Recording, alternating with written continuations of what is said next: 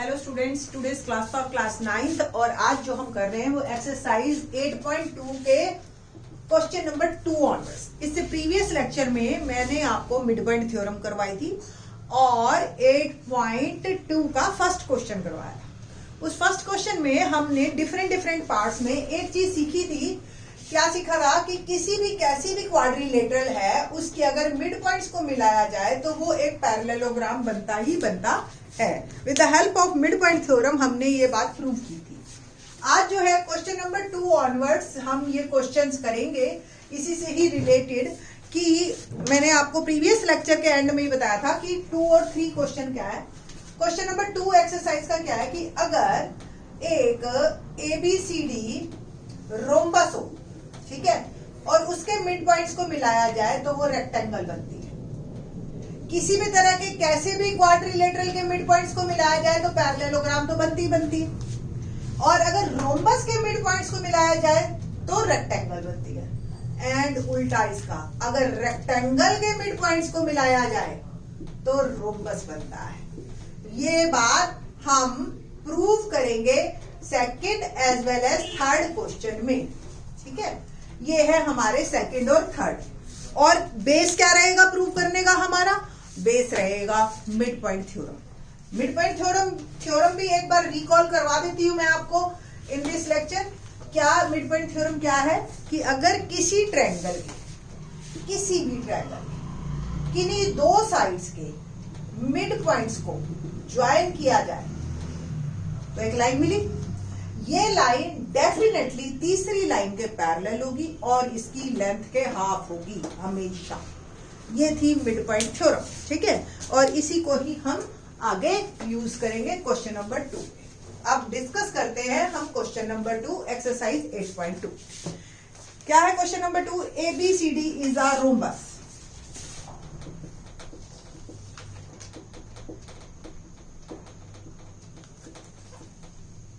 Okay, now PQRS are the midpoint of the side AB, BC, CD and DA respectively. Show that PQRS is a rectangle.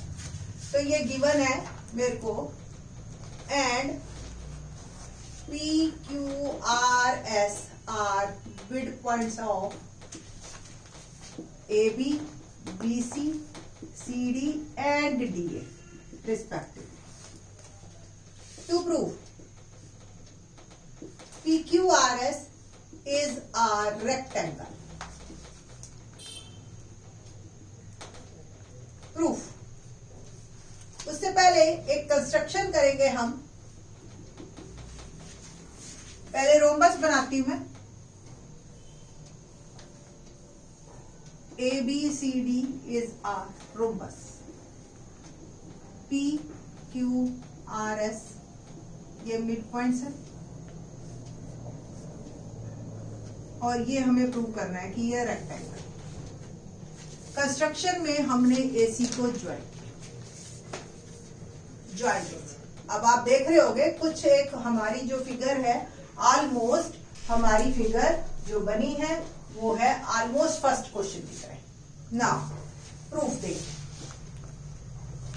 Triangle ACD, क्या आपको दिखाई दे रही है? Triangle ACD, ACD, ये अगर मैं इधर नीचे बनाऊं तो ACD, और S मिड पॉइंट है इसका, R मिड पॉइंट है इसका, और ये लाइन ज्वाइनिंग जो आई मिड पॉइंट थ्योरम क्या कहती है? ये SR AC के पैरेलल भी है और इसके हाफ भी है ना। तो ACD, S and R are midpoints of AD and DC respectively. By midpoint theorem,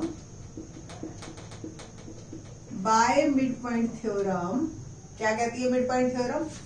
RS is equal to half of AC and RS is equal parallel to AC. ये नंबर 1 रिजल्ट आप लिख लीजिए। ये line इसके parallel भी है और half. Similarly देखिए, सिमिलरली दो लाइनें और LY। ट्रायंगल देखो ABC, अब हम नीचे वाली ट्रायंगल देखते हैं। एबीसी भी दिखाती हूँ मैं आपको। एबीसी, ये ए बी और ये सी। आप देख रहे हो, आप पी इसका मिड पॉइंट है, क्यू इसका मिड पॉइंट है, तो जो लाइन आई वो इसके पैरेलल भी होगी और हाफ होगी। P and Q R mid point of AB and BC respectively. Again, by midpoint theorem,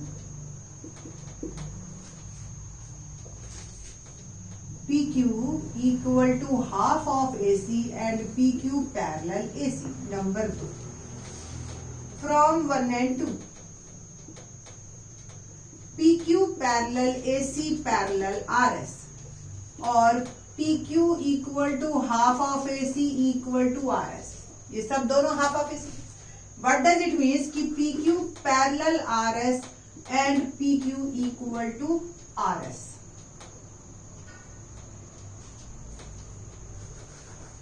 if a pair, यानी कि एक pair of opposite sides of a quadrilateral parallel as well as equal, then आ रहा है नीचे, then it is a parallelogram. So PQRS is a parallelogram. बिल्कुल first question की ही तरह हमारा सेम ये क्वेश्चन चला है।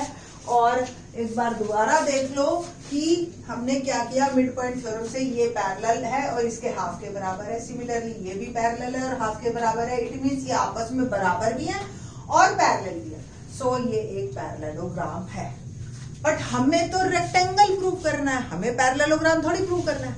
मुझे बताइए कि अगर एक पैरेललोग्राम दे रखा हो और अगर आपको उसको रेक्टेंगल प्रूव करना, तो एक्चुअल में आपको क्या प्रूव करना होता है? क्या डिफरेंस है एक पैरेललोग्राम और रेक्टेंगल में? तो पैरेललोग्राम की खासियत होती है कि उसकी अपोजिट साइड पैरेलल होती है और इक्वल, रेक्टेंगल की भी होती है। बट रेक्टेंगल में सारे एंगल 90 के होते हैं, पैरेललोग्राम में कोई जरूरी नहीं।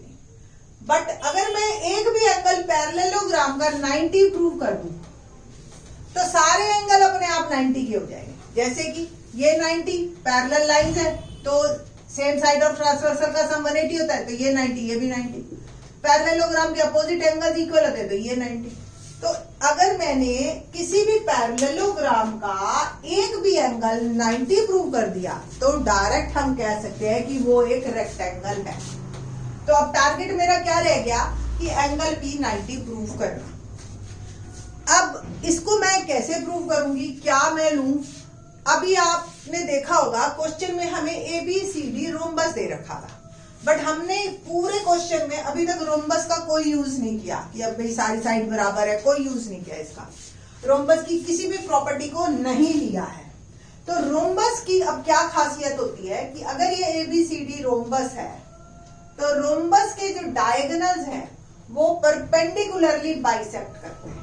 इट मींस एंगल और 90 का हो गया। तो ये बात आपने लिखनी है। If ABCD is a rhombus then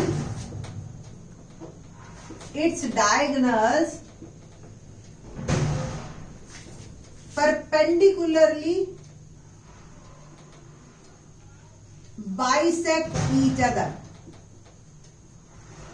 Perpendicularly bisect each other. तो AC perpendicular on BD, it means angle AOB is 90 degree. ये एंगल 90 डिग्री है। नाउ अब बात करते हैं हमें पता है AC पूरा ये लाइन और ये लाइन पैरेलल है PQ, है ना? और अगर ये लाइन और ये लाइन पैरेलल है और BD ट्रांसवर्सल है, BD ट्रांसवर्सल है, तो angle this equal to angle this, alternate interior angles. Angle AOB equal to angle O, इसको नाम दे दीजिए T, OTQ, ठीक है, ऑल्टरनेट इंटीरियर एंगल्स, ओके, ठीक है। अब बात करते हैं हम, अब आप देखिए इधर से ये भी मिड पॉइंट है और ये इसके भी पैरेलल है, तो ये लाइन इसके पैरेलल है। सिमिलरली PS पैरेलल BD है और AC इज ट्रांसवर्सल, ठीक है।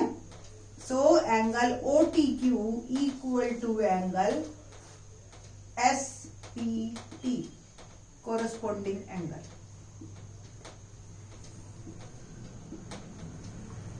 ठीक है।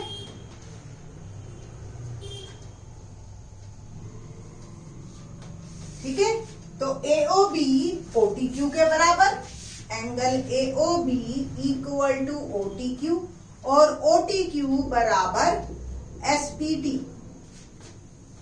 विच is equal to 90 degree, which is equal to 90 degree. So parallelogram PQRS having one angle P is 90 degree, so all angles are right angles and PQRS is rectangle। ऐसे है ये question. एक बार दोबारा देखो, क्या कि हमने क्या किया कि पहले पैरेललोग्राम प्रूव किया PQRS को, फिर एक एंगल 90 दिखाना है, तो ये PQRS आपका बन जाएगा रेक्टेंगल। उसके लिए हमने क्या किया, क्योंकि ये रोम्बस है तो ये एंगल पक्का 90 है, ये 90 तो ये 90, ऑल्टरनेट एंगल्स, क्योंकि ये लाइंस पैरेलल है। इसी तरह से ये लाइंस भी पैरेलल है और ये 90 तो ये भी 90, कोरस्पोंडिंग एंगल्स। सो ABCD अगर रोम्बस है और उसके मिड पॉइंट को ज्वाइन किया जाए तो एक रेक्टेंगल हमें मिलती है। ये question. Now question number third. Question number third करने से पहले आपको मैंने अभी जब ये लेक्चर स्टार्ट किया था तब भी मैंने आपको ब्रीफ कर दिया था कि थर्ड बिल्कुल ऑलमोस्ट इसी की तरह है कि अगर ABCD एक रेक्टेंगल है, मैं जान करके इतने पोर्शन को रब नहीं किया है, अभी इसको रहने देते हैं और बताएंगे इसका क्या रीजन है, मैंने क्यों नहीं रब किया। थर्ड क्वेश्चन देखते हैं। ABCD is a rectangle. Question number third given ABCD is a rectangle. अब रेक्टेंगल दे रखी है and PQRS are mid points of AB, BC, CD and DA respectively. To prove PQRS is rhombus, बनाए तो ABCD आ रहा है, ABCD is a rectangle. तो rectangle की क्या खास होती है, ऑल एंगल 90 डिग्री है ना, और opposite side are equal and parallel. PQRS mid points और इनको ज्वाइन किया और मुझे ये प्रूव करना है कि ये रोम्बस। रोम्बस की क्या खासियत होती है, वो पैरेललोग्राम तो होता ही है, तो फर्स्ट ऑफ ऑल हमें पैरेललोग्राम ही प्रूव करना है। तो कंस्ट्रक्शन में फिर से हम क्या करेंगे, ज्वाइन AC, ठीक है, और बिल्कुल एग्जैक्टली सेम चलना है इतना पोर्शन पैरेललोग्राम प्रूव करने के। दैट्स व्हाई मैंने रब नहीं किया इसको। अब देखिए आप, exactly same in triangle ACD, S and R mid points of AD and DC. By mid point theorem, RS is half of AC and parallel it. Similarly, ABC triangle, ये PQ are midpoints of AB and BC. Again by midpoint theorem, PQ half of it and parallel। इसका मतलब ये आपस में from 1 and 2 PQ parallel AC parallel RS और PQ half of AC और equal to RS। So PQ equal to RS and PQ parallel RS। और अगर किसी भी क्वाड्रिलेटरल का एक pair parallel as well as equal, दोनों चीजें हों, ठीक है, तो वो पैरेललोग्राम होता है। तो अगेन PQRS पैरेललोग्राम प्रूव हो गया। बट मुझे क्या प्रूव करना है? ये रोम्बस। रोम्बस यानी कि अब पैरेललोग्राम में मैं क्या प्रूव करूं कि रोम्बस प्रूव हो जाए? रोम्बस और पैरेललोग्राम की अपोजिट साइड्स बराबर होती है और रोम्बस की एडजेसेंट भी बराबर होती है। इट मीन्स अगर मैं ये प्रूव कर दूं, पैरेललोग्राम तो प्रूव हो गया, इट मीन्स ये पैरेलल और इक्वल, ये पैरेलल और इक्वल। मुझे ये और ये साइड्स अगर मैं प्रूव कर दूं कि ये इक्वल है, तो ट्रायंगल जो है ये आपकी प्रूव हो जाएगी कि ये क्वाड्रिलेटरल आपकी जो है वो रोम्बस है। उसके लिए हम क्या करेंगे, ध्यान से देखो, ये ट्रायंगल और ये ट्रायंगल, पहले मैं समझा देती हूँ, लिखेंगे बाद। ये ट्रायंगल और ये ट्रायंगल हम कॉन्ग्रुएंट प्रूव करेंगे। कैसे? P मिड पॉइंट है तो ये साइड इसके बराबर। अब अगर ये रेक्टेंगल है तो अपोजिट साइड्स इक्वल है, तो इनके हाफ्स भी इक्वल है।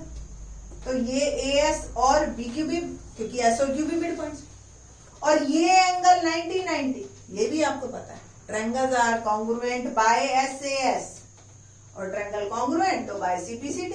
ये साइड बराबर और ये साइड बराबर, तो PQRS इज ए रोम्बस। क्योंकि अपोजिट साइड तो हमने ऑलरेडी प्रूव कर रखी है इक्वल है, और एडजेसेंट साइड अब प्रूव कर दी। ठीक है, तो देखिए स्टार्ट करते हैं। Triangle APS and triangle BPQ। AP is equal to BP, P is mid point, या गिवन भी आप लिख सकते हो, mid point of AB। Next AS equal to BQ। अब इसके रीजन में आप लिखोगे because AD equal to BC and their halves are also equal. बस इतना ही लिख दो बहुत। And angle A equal to angle B each 90 degree. तो triangle APS congruent to triangle BPQ। ठीक है, और करेक्ट क्राइटेरिया हो गया आपका SAS, एक साइड एंगल, एक side included angle. So by CPCT आप लिख सकते हो PS is equal to PQ, corresponding part of congruent triangles, और PS इक्वल टू PQ। तो बस अब आपने क्या लिखना है, it shows adjacent sides of a parallelogram, it shows adjacent sides of a parallelogram are equal. So PQRS is a rhombus.